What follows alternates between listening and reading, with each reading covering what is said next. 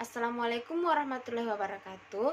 Saya Nur Anissa Putri S, mahasiswa semester 6 dari Universitas Negeri Makassar, Kampus 5 Parepare.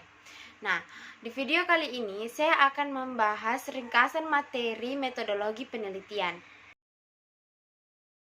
Nah, di materi kali ini terdapat beberapa materi, yaitu ada penelitian deskriptif kuantitatif, penelitian deskriptif kualitatif, penelitian tindakan kelas, penelitian eksperimen, dan penelitian korelasional, dan penelitian R&D.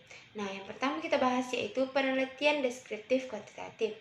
Penelitian kuantitatif adalah penelitian ilmiah yang sistematis terhadap bagian-bagian dan fenomena serta hubungan-hubungannya. Penelitian kuantitatif lebih diarahkan untuk meneguhkan teori atau confirmatory analysis. Alur logika penelitian kuantitatif dimulai dari mengkaji teori yang sudah ada, mendefinisikan, melakukan fisikalisasi, dan mengukur untuk mengumpulkan data di lapangan, kemudian menganalisis secara statistik untuk menolak atau menerima kebenaran teori. Menurut Sudiono 2013, metode penelitian kuantitatif dapat diartikan sebagai metode penelitian yang berlandaskan pada filsafat positivisme, digunakan untuk meneliti pada populasi atau sampel tertentu. Teknik pengambilan sampel pada umumnya dilakukan secara random. Pengumpulan data menggunakan instrumen penelitian, analisis, dan bersifat kuantitatif atau statistik dengan tujuan untuk menguji hipotesis yang telah ditetapkan. Nah, apa tujuan dari penelitian kuantitatif ini? Tujuannya yaitu untuk menggambarkan karakteristik atau perilaku suatu populasi dengan cara sistematis dan akurat. Nah, menurut Purwanto 2012, penelitian kuantitatif mempunyai kekuatan digunakan untuk menjawab pertanyaan penelitian yang bersifat hasil dari proses yang dihentikan, namun tidak efektif digunakan dalam penelitian yang mempersoalkan tentang proses yang berjalan, dinamika, dan interaksi.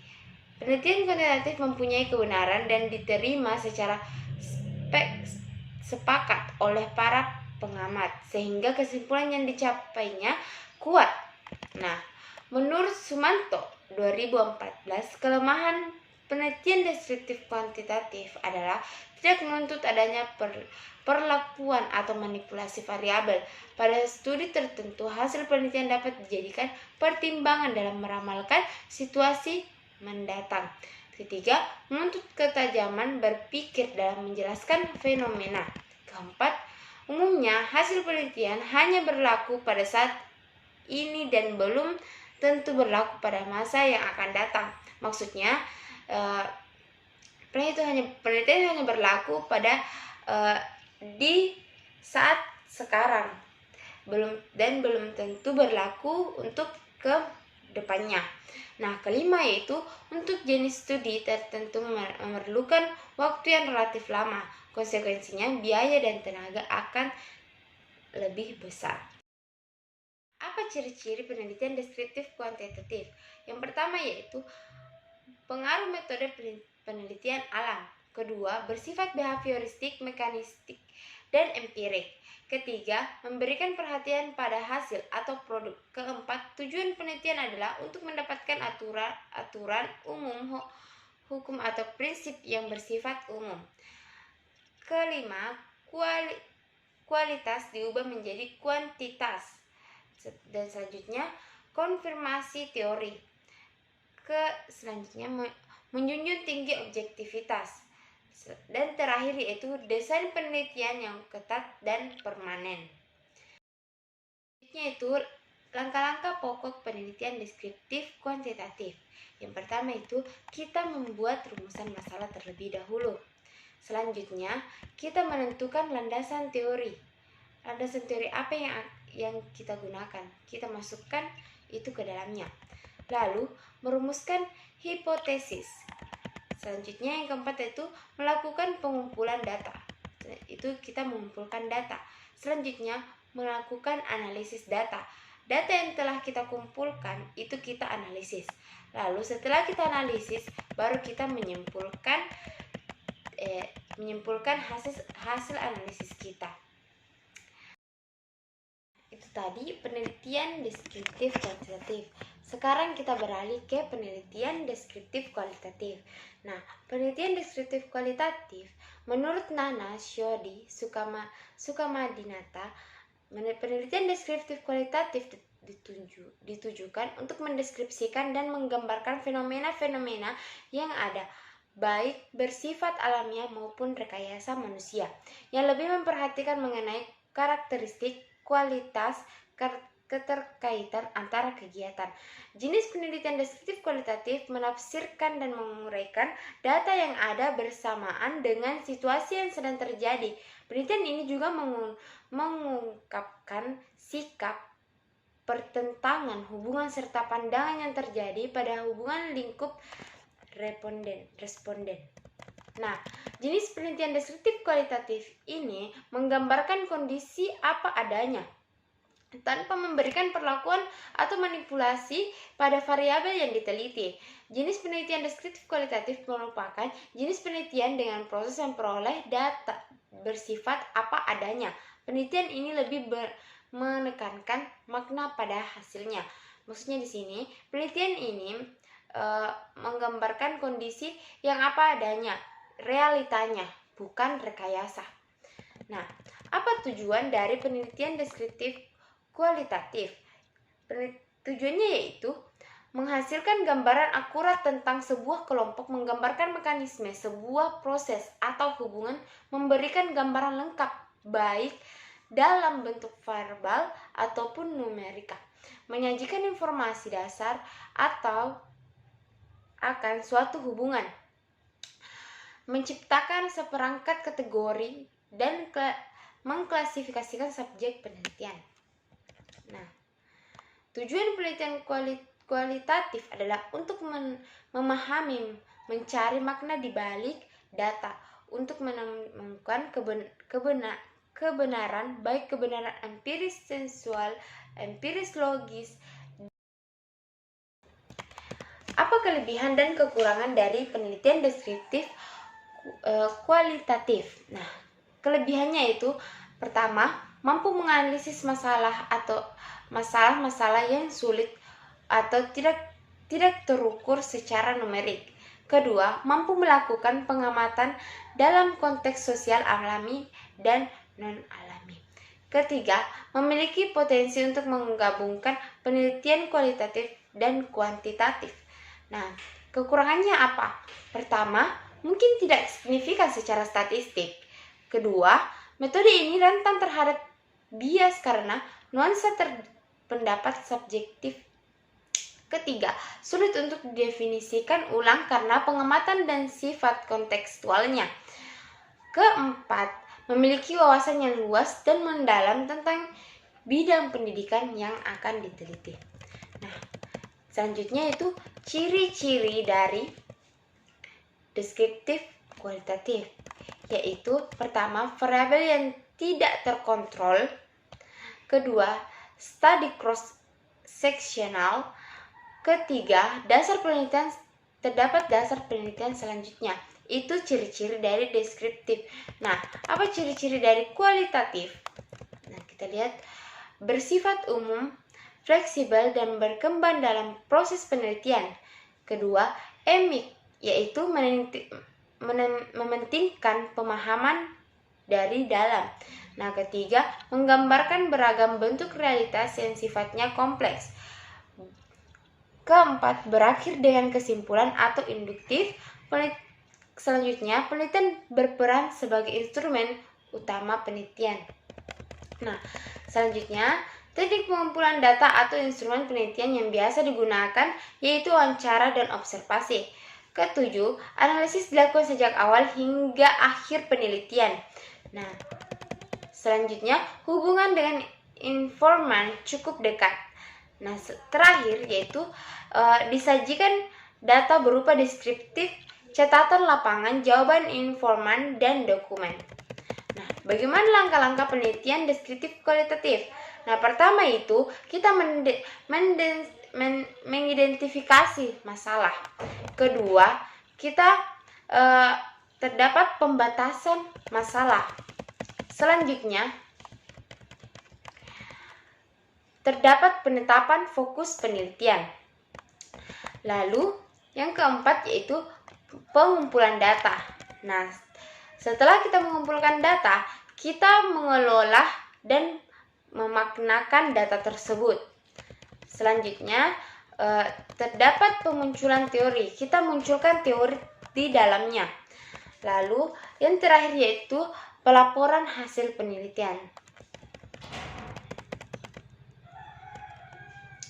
Nah, selanjutnya, apa prosedur penelitian deskriptif kualitatif? Menurut Sugiono 2007, terdapat 3 tahap utama dalam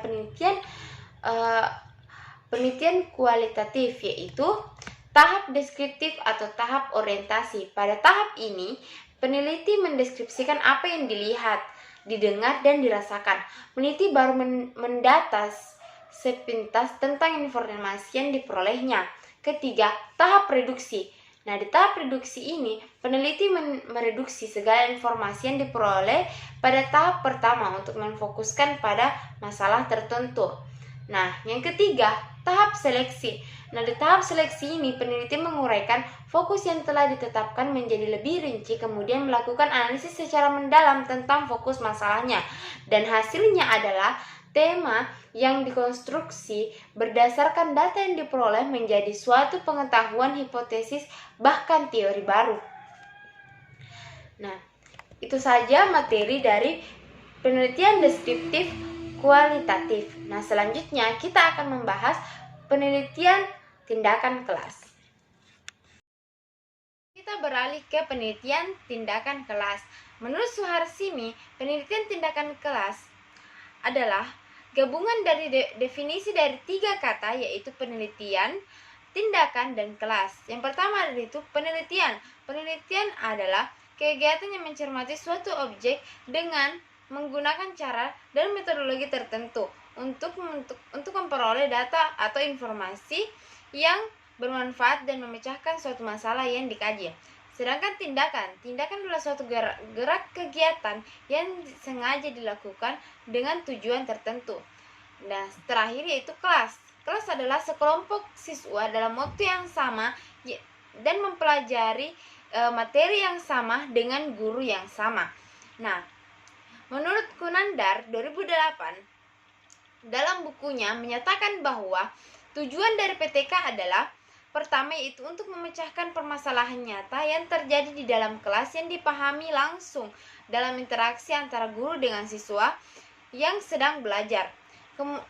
Meningkatkan profesionalisme guru dan menumbuhkan banyak budaya akademi di kalangan guru. Kedua, meningkatkan kualitas praktik pembelajaran di kelas secara terus-menerus mengingat masyarakat berkembang secara cepat. Ketiga, meningkatkan relevansi pendidikan. Hal ini mulai dicapai melalui meningkatkan proses pembelajaran. Nah, yang keempat yaitu sebagai alat training in service yang memperlengkapi guru dengan skill dan metode baru, mempertajam kekuatan analitisnya dan mempertinggi kesadaran dirinya. Yang kelima itu sebagai alat untuk lebih inovatif dalam pembelajaran. Yang keenam yaitu meningkatkan mutu hasil pendidikan melalui perbaikan praktik pembelajaran di kelas dengan mengembangkan berbagai jenis keterampilan dan meningkatkan motivasi belajar siswa. Yang ketujuh yaitu meningkatkan sifat profesional pendidik dan tenaga kependidikan. Yang kedelapan yaitu menumbuh kembangkan budaya akademik di lingkungan akademik, meningkatkan efisiensi pengelolaan pendidikan, meningkatkan dan memperbaiki proses pembelajaran di samping untuk meningkatkan relevansi dan mutu hasil pendidikan, juga untuk meningkatkan efisiensi. Ada 4 prinsip kunci penelitian tindakan kelas, yaitu diantaranya itu kritik reflektif. Nah, yaitu suatu perhitungan situasi seperti catatan atau dokumen pejabat. Nah, yang kedua itu kritik dialektika, yang digunakan untuk memahami antara fenomena dan konteksnya. Yang ketiga itu sumber daya kolaboratif. Prinsip ini mempersyaratkan bahwa setiap gagasan seseorang sama penting dengan sumber daya potensial. Yang keempat itu ambil resiko. Proses perubahan mengancam semua cara yang telah ditetapkan sebelumnya, maka diperlukan kajian untuk mengambil resiko. Kelebihan dan kekurangan penelitian tindakan kelas. Kelebihannya yaitu pertama, praktis dan langsung relevan untuk situasi yang aktual, menyediakan kerangka kerja yang teratur untuk memecahkan masalah dan lain pengembangan baru yang lebih unggul dari cara-cara yang ada sebelumnya. Yang ketiga, berdasarkan pada observasi yang nyata dan objektif, bukan berdasarkan pada pendapat subjektif atau dasar pengalaman masa lampau. Yang keempat, fleksibel dan adaptif, yaitu memperoleh untuk mengadakan perubahan-perubahan selama dalam masa penelitian dan mengorbankan kontrol demi kepentingan inovasi. Selanjutnya yaitu dapat digunakan untuk inovasi pembelajaran, dapat digunakan untuk pengembangan kurikulum di tingkat kelas. Selanjutnya dapat digunakan untuk meningkatkan kepakaran atau profesionalisme guru. Nah, adapun kelemahan dari penelitian tindakan kelas yaitu kurang tertib ilmiah karena validitas internal dan eksternalnya lemah. Kedua, tujuan penelitiannya bersifat situasional. Ketiga, sampelnya terbatas sehingga kurang representatif dan kontrol terhadap variabel bebas sangat sedikit. Nah, itulah tadi materi penelitian tindakan kelas. Selanjutnya kita akan beralih ke penelitian eksperimen. Nah, sekarang kita beralih ke penelitian eksperimen. Penelitian eksperimen adalah meneliti pengaruh perlakuan terhadap perilaku yang timbul sebagai akibat perlakuan. Itu menurut Alsa 2004. Nah, menurut Hadi 1985, penelitian eksperimen adalah penelitian yang dilakukan untuk mengetahui akibat yang ditimbulkan dari suatu perlakuan yang diberikan secara sengaja oleh peneliti. Nah, sejalan dengan hal tersebut, Latifun 2002 juga mengungkapkan pendapatnya bahwa penelitian eksperimen merupakan penelitian yang dilakukan dengan melakukan manipulasi yang bertujuan untuk mengetahui akibat manipulasi terhadap perilaku individu yang diamati. Penelitian eksperimen pada prinsipnya dapat didefinisikan sebagai metode sistematis guna membangun hubungan yang mengandung fenomena sebab akibat. Itu menurut Sukardi 2011. Selanjutnya, metode eksperimen adalah metode penelitian yang digunakan untuk mencari pengaruh perlakuan tertentu terhadap yang lain dalam kondisi yang terkendalikan. Itu menurut Sugiono 2011. Nah, berdasarkan definisi dari beberapa ahli, dapat dipahami bahwa penelitian eksperimen adalah penelitian dilakukan mengetahui pengaruh memberikan suatu treatment atau perlakuan terhadap subjek penelitian. Jadi, penelitian eksperimen adalah pendidikan mana penelitian kegiatan meneliti yang bertujuan untuk menilai pengaruh suatu perlakuan atau tindakan, atau bisa juga kita katakan itu treatment pendidikan terhadap tingkah laku siswa atau menguji hipotesis tentang ada tidaknya pengaruh tindakan itu jika dibandingkan dengan tindakan yang lainnya. Nah, selanjutnya apa karakteristik penelitian eksperimen? Menurut Ari 1985, penelitian eksperimen yaitu ada dikatakan variabel bebas yang dimanipulasi. Memanipulasi variabel adalah tindakan yang dilakukan oleh peneliti atas dasar pertimbangan ilmiah. Perlakuan tersebut dapat dipertanggungjawabkan secara terbuka untuk memperoleh perbedaan efek dalam variabel yang terkait. Nah, yang kedua yaitu variabel lain yang berpengaruh dikontrol agar tetap konstan. Mengontrol merupakan usaha peneliti untuk memindahkan pengaruh variabel ini variabel lain yang mungkin dapat mempengaruhi variabel terikat. Dalam pelaksanaan eksperimennya, grup eksperimen dan grup kontrol sebaiknya diatur secara insentif agar karakteristik keduanya mendekati hal yang sama. Nah, yang ketiga, observasi. Observasi langsung oleh peneliti. Tujuan dari kegiatan observasi dalam peneliti eksperimen adalah untuk meneliti dan mencatat segala fenomena yang muncul yang menyebabkan adanya perbedaan di antara dua grup. Nah, tujuan umum penelitian eksperimen apa?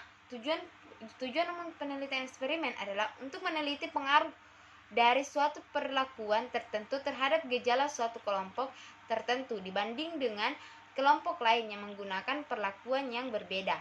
Nah, adapun syarat-syarat yang harus dipenuhi oleh peneliti dalam melakukan penelitian eksperimen, yaitu pertama, peneliti harus dapat menentukan secara sengaja kapan dan di mana ia akan melakukan penelitian.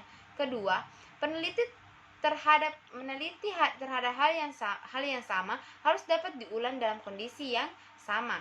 Ketiga, peneliti harus dapat memanipulasi atau mengontrol variabel yang akan diteliti sesuai dengan kehendaknya. Keempat, diperlukan kelompok pembanding atau control group selain kelompok yang diberi perlakuan atau eksperimen group. Nah, itu tadi syarat-syarat yang harus dilakukan jika kita melakukan penelitian eksperimen.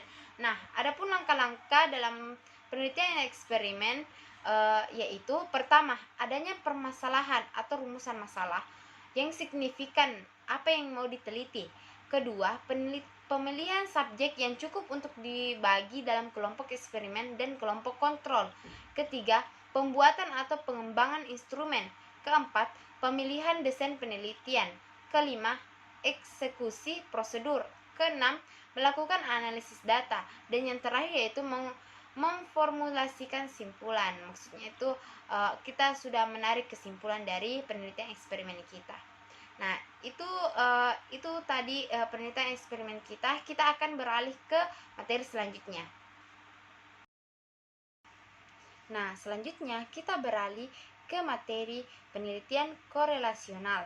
Nah, korelasional atau korelasi dapat diartikan sebagai hubungan.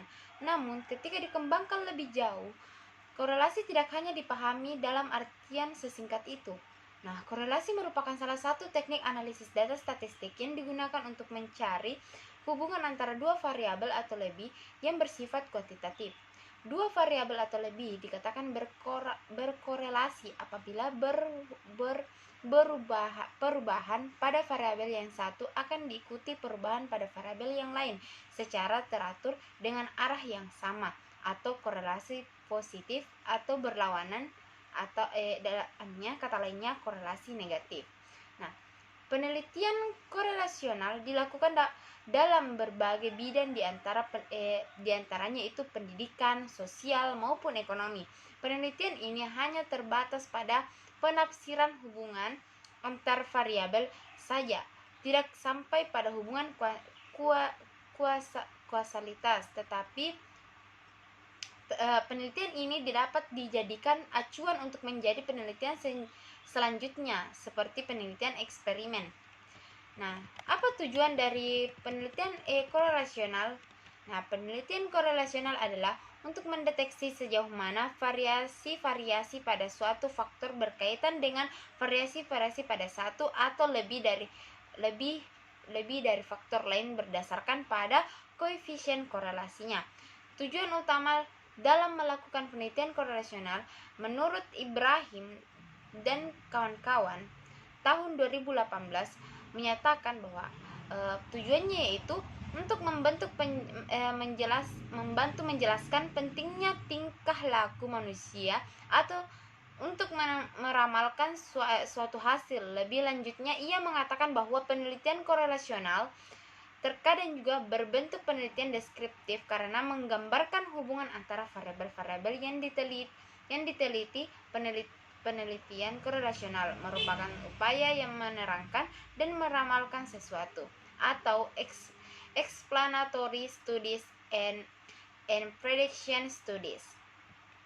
Nah, adapun ciri utama dari penelitian korelasional, nah menurut Muri Yusuf dalam Ibrahim dan kawan-kawan 2018, nah ada 3 ciri utama penelitian korelasional, yaitu pertama, penelitian korelasional tepat digunakan apabila variabel-variabel yang diteliti kompleks dan tidak dapat diteliti dengan metode eksperimen serta tidak dapat dimanipulasi. Nah, kedua, penelitian korelasional memungkinkan pengukuran beberapa variabel sekaligus, saling hubungannya dan latar realistiknya atau realistic settingnya. Ketiga, apa yang diperoleh dalam penelitian adalah kadar atau degree hubungan, bukan ada atau tidak adanya pengaruh di antara variabel yang diteliti, terkecuali apabila penggunaan teknik analisis lebih kompleks sehingga dapat dicari pengaruh dari antar variabel yang diteliti. Nah, ada macam-macam penelitian korelasional, diantaranya yaitu penelitian hubungan, penelitian prediktif, dan korelasi multivariat. Dan selanjutnya itu apa rancangan penelitian korelasional. Nah, ada beberapa rancangan korelasional, diantaranya itu pertama korelasi bivariat, kedua regresi dan prediksi, ketiga regresi jamak atau multiple regression, keempat analisis faktor, kelima rancangan korelasional yang digunakan untuk menarik kesimpulan kausal, keenam analisis sistem atau sistem analisis. Nah, selanjutnya ada yang dikatakan desain dasar penelitian korelasional. Nah, diantara ada juga beberapa poin, yaitu diantaranya penentuan masalah atau rumusan masalah, peninjauan masalah dan studi keputusan yang setelah kita merumuskan masalah kita tinjau masalahnya. Ketiga, rancangan penelitian atau metodologi penelitian. Keempat, pengumpulan data, kita mengumpulkan datanya. Kelima, analisis data, kita menganalisis data yang telah kita kumpulkan. Dan terakhir, kita menyimpulkan dari analisis data yang sudah kita lakukan.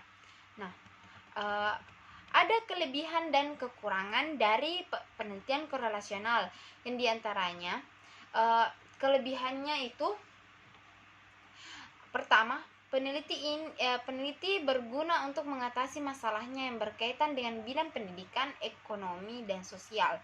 Nah, kedua, memungkinkan untuk menyelidiki beberapa variabel untuk diselidiki secara insentif. Ketiga, penelitian ini dapat dilakukan analisis prediksi tanpa melakukan sampel yang besar. Nah, kelemahan dari penelitian korelasional yaitu cuma mengidentifikasi apakah sejalan dengan apa. Nah, tidak mesti menunjukkan saling hubungan yang bersifat kausal. Yang kedua yaitu jika dibandingkan dengan penelitian eksperimental, penelitian korelasional ini kurang tertib atau kurang ketat karena kurang melakukan kontrol terhadap variabel-variabel bebas. Nah, ketiga itu pola saling hubungan itu sering tak menentu dan kabur. Nah, tidak menentu kapan saling berhubungan.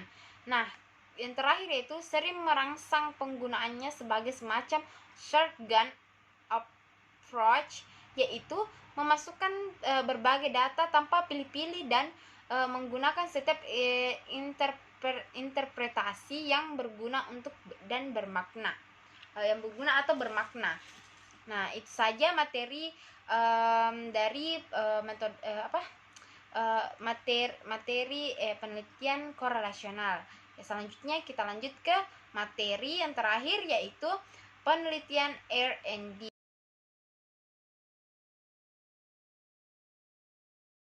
Di materi terakhir ini yaitu penelitian R&D, saya akan menjelaskannya.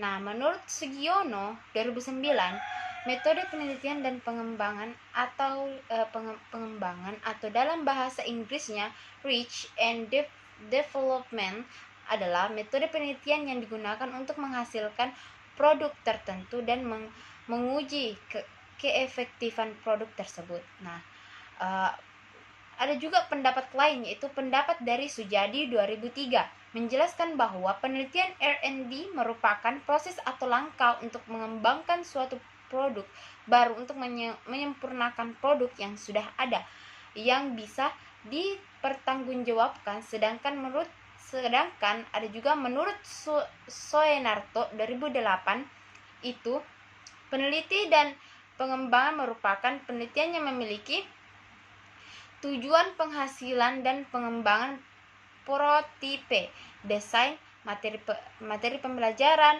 media, strategi pembelajaran, alat evaluasi pendidikan, dan sebagainya. Penelitian untuk memecahkan masalah praktis dalam dunia pendidikan, masalah di kelas yang dihadapi oleh guru atau dosen dalam pembelajaran. Penelitian bukan untuk menguji teori, menguji hipotesis, namun menguji dan menyempurnakan produk.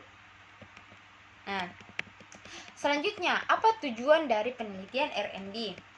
Nah, ada beberapa tujuan dari penelitian R&D. Pada tujuan penelitian R&D biasanya berisi dua informasi, yaitu masalah yang akan dipecahkan dan spesifikasi pembelajaran, model soal atau perangkat yang akan dihasilkan untuk memecahkan masalah tersebut.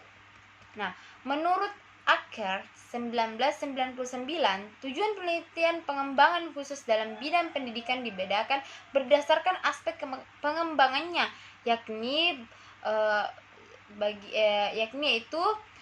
bagian kurikulum, teknologi, media, pelajaran dan instruksi, dan pendidikan guru didaktis. Nah, pertama, pada bagian kurikulum, tujuannya adalah menginformasikan proses pengambilan keputusan sepanjang pengembangan suatu produk atau program. Nah, kedua, pada bagian teknologi dan media, tujuannya di sini yaitu meningkatkan proses rancangan instruksional, pengembangan dan evaluasi. Nah, selanjutnya yaitu pada bagian pelajaran dan instruksi. Nah, tujuannya di sini itu untuk mengembangkan dalam perancangan lingkungan pembelajaran, perumusan kurikulum, dan penaksiran keberhasilan dari pengamatan dan pembelajaran. Nah, terakhir pada bagian pendidikan guru didaktis. Tujuannya adalah memberikan kontribusi pembelajaran keprofesionalan para guru dan atau menyempurnakan perubahan dalam suatu pengaturan spesifik bidang pendidikan. Nah, apa langkah-langkah pokok penelitian R&D? Nah, langkah-langkah pokok penelitian R&D itu terdapat: pertama, penelitian dan pengumpulan data. Kedua, perencanaan. Nah, berdasarkan studi pendahuluan dibuat perencanaan atau rancangan produk yang dimana mencakup tujuan penggunaan atau produk, siapa pengguna produk tersebut, dan deskripsi komponen produk dan penggunaannya. Yang ketiga itu pengembangan produk awal. Lalu setelah itu ada dibilang uji coba awal. Nah, setelah di sini itu draft atau produk awal dikembangkan oleh peneliti bekerja sama atau meminta bantuan para ahli atau praktisi yang sesuai dengan bidang keahliannya. Setelah itu yang kelima adalah revisi produk. Yang keenam adalah uji coba akhir. Nah, di uji coba di sini itu diuji coba di atas meja, maka dilakukan uji coba di lapangan, di sekolah atau di laboratorium. Nah, yang ketujuh, revisi produk operasional. Yang kedelapan, uji coba dan penyempurnaan produk yang telah disempurnakan. Yang kesembilan, kesembilan ini yaitu pengujian produk akhir. Nah, di sini produk diuji lagi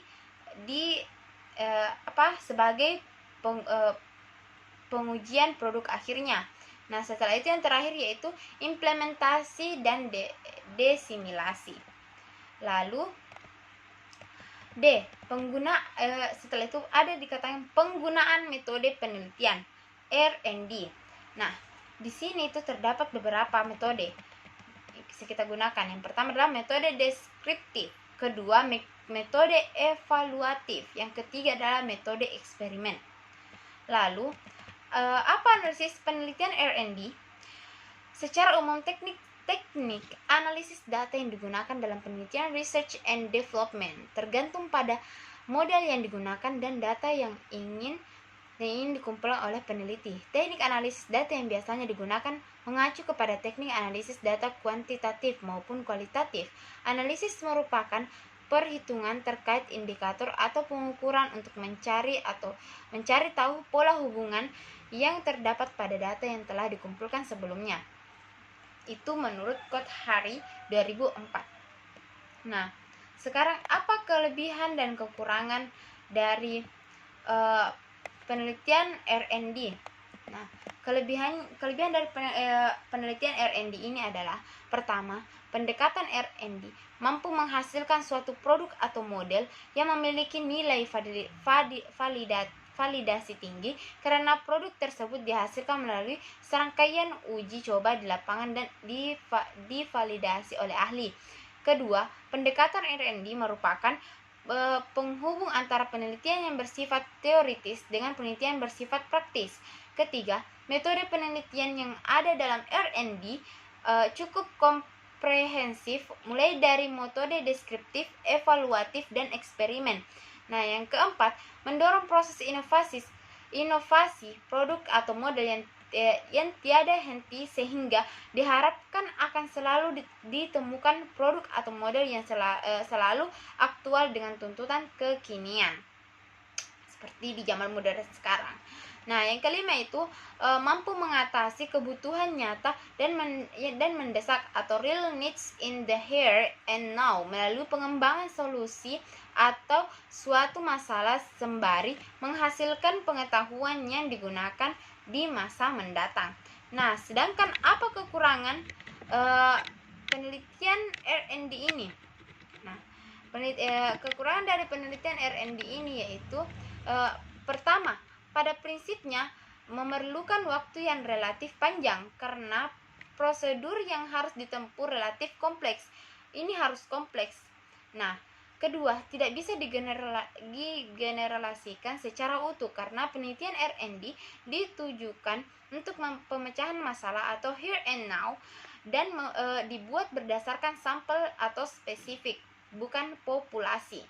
Nah, tiga, penelitian R&D memerlukan sumber dana dan sumber daya yang cukup besar karena jika kita tidak memiliki sumber dana atau sumber daya yang cukup besar, maka kurang efektif dalam melakukan penelitian R&D ini.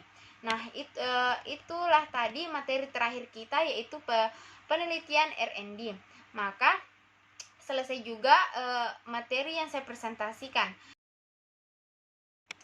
Nah, jika ada kata yang kurang berkenan dari saya atau kesalahan dari saya, mohon dimaafkan. Sekian dari saya. Assalamualaikum warahmatullahi wabarakatuh.